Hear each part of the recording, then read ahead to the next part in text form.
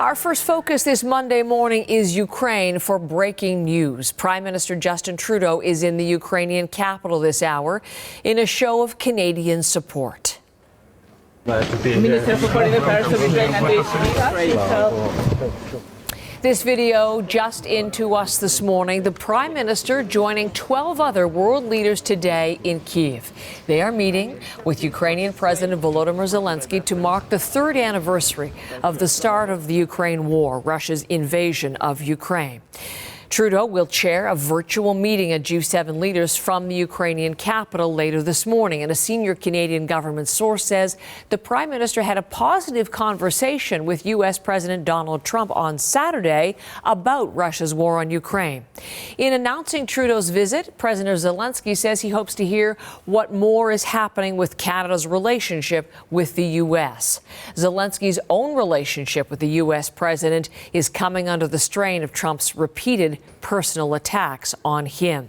We're going to lead off our coverage with Chris Brown, who is covering the anniversary and live with us from Kyiv. So, Chris, Prime Minister Trudeau among the speakers at the summit this morning. What did he say?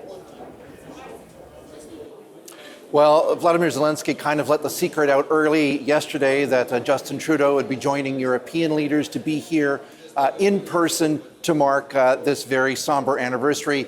As you say, Canada is heading up for the moment to G7, and Zelenskyy said at his news conference yesterday he wanted to get Justin Trudeau's insights, both in his own dealings with Donald Trump, but also into how he perhaps sees Donald Trump's peace plan, because there are a lot of mixed signals coming out of the United States on it.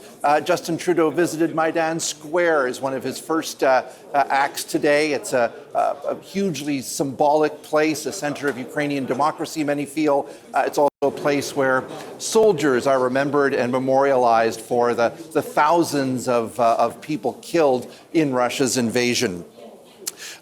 Trudeau's opening remarks at this event, I think, Heather, sounded like, in many cases, a rebuttal to many of the things we've heard from Donald Trump in the last little while. He spoke about how Russia is solely responsible for this war, whereas Trump has suggested Ukraine perhaps precipitated it by its own actions. He spoke glowingly about President Volodymyr Zelenskyy, referred to him as a great leader, whereas Donald Trump he's referred to Volodymyr Zelenskyy as a dictator. And in his comments, he also said Canada will be part of post-war security guarantees for Ukraine. Have a listen. Once a just peace is secured, Canada stands at the ready to work with our partners around the world to provide Ukraine the security it needs for the peace to last, allowing it to recover, rebuild, and prosper. Trudeau also announced some more military hardware for Ukraine, 25 additional LAV-3 infantry fighting vehicles and 2 armoured combat support vehicles, which Ukrainians are already training on in Germany. Heather. Just notice, as you're reporting, Chris, to us, Spain has also announced a new aid package, €1 billion from Spain to Ukraine at this time as the war begins a fourth year. So obviously we're going to hear this kind of pledge from the leaders who are in Kyiv today. Why is this moment so crucial? It almost feels, being here, something like a reality check. Donald Trump has controlled the agenda over the last 2 weeks.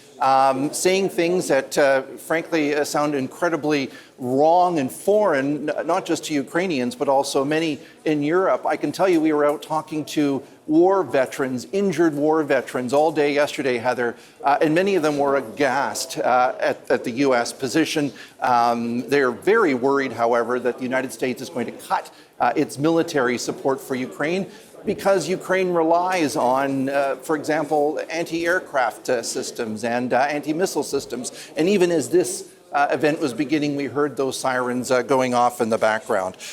So we're going to hear a lot more talk today, bolstering, I think, Vladimir Zelenskyy's position, again, to counter Donald Trump, and also to underscore the point that Trump cannot make deals over Zelenskyy's head, talking directly to Putin.